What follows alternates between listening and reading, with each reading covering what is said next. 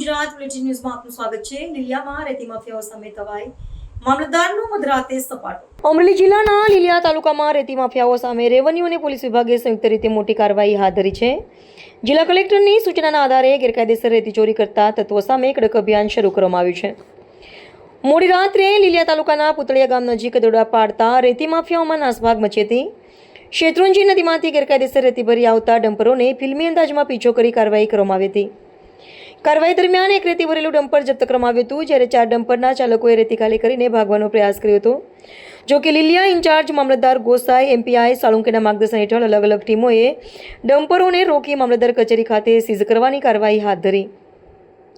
આ સમગ્ર કાર્યવાહી દરમિયાન ખાણ અને ખનિજ વિભાગની ગેરહાજરીને લઈને પણ અનેક સવાલો ઊભા થયા છે। રેવન્યુ અને પોલીસ વિભાગે ગેરકાયદેસર ખનિજ ચોરી ઝડપતા ખાણ ખનિજ વિભાગની કામગીરી શંકાના દાયરામાં આવી હોવાનું ચર્ચાઈ રહ્યું છે। આ કાર્યવાહીના પગલે લીલિયા વિસ્તારમાં રેતી માફિયાઓમાં ભારે ફફડાટ વ્યાપ્યો છે। જે આજરોજ હું અને મારી ટીમ તાલુકાના લોકો તરફથી જે અસહ્ય ત્રાસ ડમ્પર ચાલકોનો હતો તેના અનુસંધાને વારંવાર અમોને રજૂઆત આવતી હતી। તે અંગે અમોની ટીમ સાથે આજે રાત્રિના 10:30 આસપાસ પુતળિયા ગામેથી રેતી ભરેલા ડમ્પરોનો પીછો કરતા તેઓએ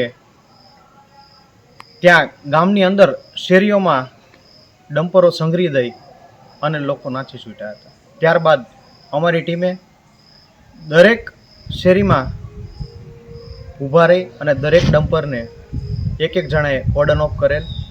એમાં મારી ટીમ, હું અને સાથે પોલીસનો પણ સહકાર રહેલ છે, કેમ કે 112ને તાત્કાલિક આટલા બધા ડમ્પરોને એકસાથે પકડવા એ પણ અશક્ય હોય, એટલા માટે પોલીસનો પણ સાથે અમે સહયોગ માગેલ છે અને તેઓ દ્વારા પણ અમને હેલ્પ કરવામાં આવેલ છે।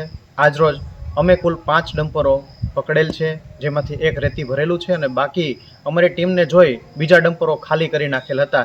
તેઓને પણ હું અમારી ટીમ સાથે આજરોજ અહીંયા મામલતદાર કચેરીએ લઈ આવેલ છે, જે અંગે હું આગળની કાર્યવાહી હાથ ધરવાનો છું।